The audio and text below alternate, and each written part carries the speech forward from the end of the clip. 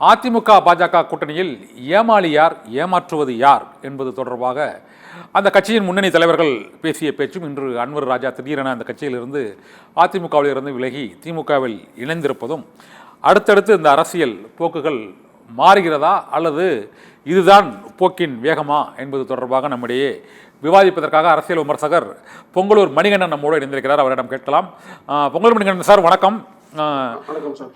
மக்களை காப்போம், தமிழகத்தை மீட்போம் என்ற அதிமுக பொதுச் செயலாளர் எடப்பாடி பழனிசாமியின் அந்த பிரச்சார பயணம் இப்போது அங்கு டெல்டா மாவட்டங்களில் நடைபெற்று கொண்டிருக்கக்கூடிய நிலையில், அந்த இறுதி கட்டத்தை நெருங்கக்கூடிய அந்த சூழ்நிலையில் அதிமுக ஒன்றும் ஏமாளி கட்சி இல்லை, அதை யாரும் ஏமாற்ற முடியாது என்று அவர் பேசியிருப்பதும், அதற்கு பதிலளிப்பது போலவோ அல்லது இயல்பான ஒரு பேட்டியிலோ முன்னாள் பாஜக தலைவர் அண்ணாமலை பாஜக யாரையும் ஏமாற்றும் கட்சி இல்லை என்று அவரும் கூறியிருக்கிறார்.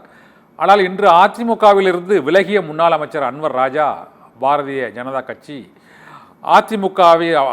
பாரதிய ஜனதா கட்சியின் வலையில் அதிமுக சிக்கி இருக்கிறது என்று அவர் ஒரு கருத்தையும் கூறியிருக்கிறார். இது தொடர்பாக தான் நாம் இந்த சிறப்பு அரசியல் சதுரங்கத்தில் விவாதிக்க இருக்கிறோம். இந்த அதிமுக பாஜக இடையே ஒரு முதல்கட்ட பிரச்சாரத்தை அதிமுக பொதுச் செயலாளர் எடப்பாடி பழனிசாமி நிறைவு செய்யக்கூடிய இந்த தருணத்தில் அந்த இரண்டு கட்சிகளுக்கும் இடையே ஒரு ஒருங்கிணைப்பு ஏற்பட்டிருப்பதாக நீங்கள் நினைக்கிறீர்களா? அது தொண்டர்கள் நிர்வாகிகளிடையே வந்து ஒரு ஒருங்கிணைப்பு ஏற்பட்டிருப்பதாக நீங்கள் நினைக்கிறீங்களா, இல்லைன்னா அது அப்படியே தான் அந்த கூட்டணிக்கு முன்பு இருந்த நிலை தான் இப்போதும் நீடிப்பதாக நினைக்கிறீங்களா சார்? அதாவது அனைத்து இந்திய அண்ணா திராவிட முன்னேற்ற கழகத்தை பொறுத்தவரையில் இது சாதி, மதம், நிறம் இன்னும் பல்வேறு காரணிகளை கடந்த இயக்கம். இதுல வந்து என்னுடைய ஊர், என்னுடைய சாதி, என்னுடைய மதம், என்னுடைய மொழி, என்னுடைய இனம் என்று ஒவ்வொரும் பிரித்தாலும் சூழ்ச்சியை கையாண்டால் நிச்சயமாக இந்த இயக்கமே இருக்காது. அப்போ திரு அன்வராஜாவை பொறுத்தவரையில் அவர் அதிமுகவுல எம்ஜிஆர் காலத்தில் இருக்காருன்னு சொல்றாரு. ஆனால் அதிமுக உறுப்பினராக இல்லாமல் அவர் அதிமுகவில் ஒரு இஸ்லாமிய ஒரு அடிப்படைவாதியாக இருக்கிறார். இதுதான் மிகப்பெரிய ஆபத்து. எனவே இந்த ஆபத்தை அதிமுக உணர்ந்து கொண்டிருக்கிறது. இது போன்ற தலைவர்களால் இந்த இயக்கத்துக்கு எந்த சிறு சேராது. இப்ப நீங்க எம்ஜிஆர் இருக்கிற போதும் சரி, அதுக்கப்புறம் அம்மா இருக்கிற போதும் சரி, இப்ப நீங்க கூட்டணியை மத்திய மாநில நிறைய வச்சாங்க. அம்மா இருக்கும் போது பாஜக கூட்டணி வச்சாங்க. இதே அன்வராஜா கட்சியில் இருந்தார். இப்போ திடீரென்று ஞானோதயம் பெற்றது மாதிரி திரு அன்வராஜா போகிறார் என்று சொன்னால், இவருக்கு அதிமுக சிறப்பாக என்று தாண்டி தன்னுடைய மதம் சார்ந்த அந்த சிக்கலை மட்டுமே முன்னிலைப்படுத்துகிறார். தன்னுடைய மதத்தை சார்ந்த குறை சொல்லுவாங்க, தப்பா நினைப்பாங்க. இந்த பார்வையில் மட்டுமே ஒரு மதம்ங்கிற பார்வை போனீங்கன்னா, நீங்க அப்போ என்ன இந்து மதம் சேர்ந்து நாங்க வேற மாதிரி இருப்பாங்க, கிறிஸ்துவ வேற மாதிரி இருப்பாங்க, சீக்கிய வேற மாதிரி இருப்பாங்க. இப்படி ஒவ்வொரு மதம் சார்ந்து, இனம் சார்ந்து, மொழி சார்ந்து போனால் எப்படி இயக்கம் இயங்குங்க? அப்போ ஒரு தலைமை ஒரு முடிவெடுக்கிறது. இப்போ இந்தியா கூட்டணி சொல்றீங்க, அந்த கூட்டணியை பொறுத்தவரையில் என்ன பண்றாங்க? இந்தியாவை காப்போங்கிறாங்க, யார்கிட்ட இருந்து சொல்றாங்க.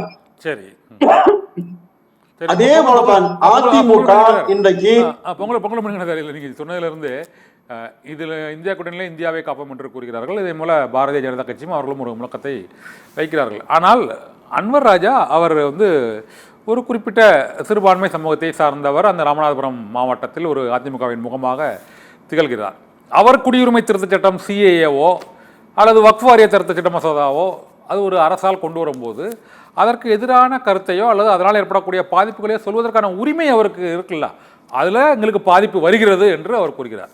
மற்றபடி அது பாரதிய ஜனதா கட்சியில் முன்னாள் முதலமைச்சர் ஜெயலலிதா இருக்கும் பொழுதோ அதற்கு முந்தைய காலகட்டங்களிலோ இது போன்ற சட்டங்களோ அல்லது இவங்களுக்கு நேரடியாக ஒரு பாதிப்பை ஏற்படுத்தக்கூடிய ஏதாவது ஒரு திட்டங்களோ கொண்டு வராத சூழ்நிலையில் அவர் எதிர்குரல் எழுப்புவதற்கு வாய்ப்பு இல்லை. இந்த முறை அவர் அதுபோல எழுப்பியிருந்த சூழ்நிலையில் இப்போது அந்த கூட்டணியில் இருப்பது தமக்கு அது நிரண்டலாக இருக்கிறது என்பதால் இங்கு வந்தது சேர்ந்தேன் என்று கூறுகிறார். அவரது குரலையோ அவரது உரிமையையோ அதை ஜனநாயகத்தில் கொடுப்பதற்கு வாய்ப்பு இருக்கிறது இல்ல சார்? சார், நீங்க பாபர் மசூதி இடித்த பிறகு மட்டுமல்ல, குஜராத் கலவரம் நடந்த போதுதான் திமுக பிஜேபி கூட்டே வைத்தது. அப்ப அன்றைக்கு திமுக எப்படி நியாயப்படுத்துன்னு பாருங்க. அதாவது ஒரு கட்சியோடு இணைந்த போது அந்த கட்சியினுடைய செயல்பாடுகள் அவருக்கு நடக்குன்னு சொன்னா அதை இந்த கட்சியோடு பொருத்தி பார்க்க முடியாதுங்க. இப்போ குஜராத் கலவரத்துக்கு பிறகுமே அது ஒரு மாநிலத்தினுடைய சட்ட ஒழுங்கு பிரச்சனை கருணாநிதி பேசினாருங்க. பிஜேபி பிரச்சனையா பேசவே இல்லை. குஜராத் கலவரத்துக்கு அப்புறம் கூட்டணி வைக்கல. பாபர் மசூதி இடிப்புக்கு பிறகு அதுக்கு முன்பு தான் வந்து திமுக வந்து பாரதிய ஜனதா கட்சியோட கூட்டணி வைத்ததுன்னு நினைக்கிறேன். சரியா சரி பார்த்துக்கணும் அதை. சார் இல்ல அதாவது திமுக கூட்டு சேர்ந்த பிறகுதான் பிஜேபி திமுக கூட்டணி வந்தது. ஏன்னா திரு கருணாநிதி சொன்னார் அப்போ, அதாவது மோடி நல்லவர்னு சொன்னாரு, நிர்வாக திறமைன்னு சொன்னாரு. இல்ல அவர் வாஜ்பாய் கூட அவர் வாஜ்பாய் கூட தான் திமுக கூட்டணி வச்சது, மோடி கூட கூட்டணி வைக்கல. சார் சார் அப்படி பார்க்கணும் சார். கட்சி சார் பிஜேபி சார் பிஜேபிங்கிற கட்சி வச்சுதான் பிஜேபியோட கூட்டணி வச்சிருந்தாங்க. ஓகே. ஆமா, பிஜேபிங்கிற கட்சியோட வச்சிருந்தாங்க.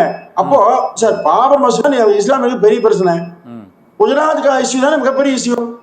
அதுக்கு பிறகு திமுக கூட வச்சதே. அப்ப அதை எங்க நியாயப்படுத்துங்க? அதாவது நியாயப்படுத்தல திமுக நியாயப்படுத்தல.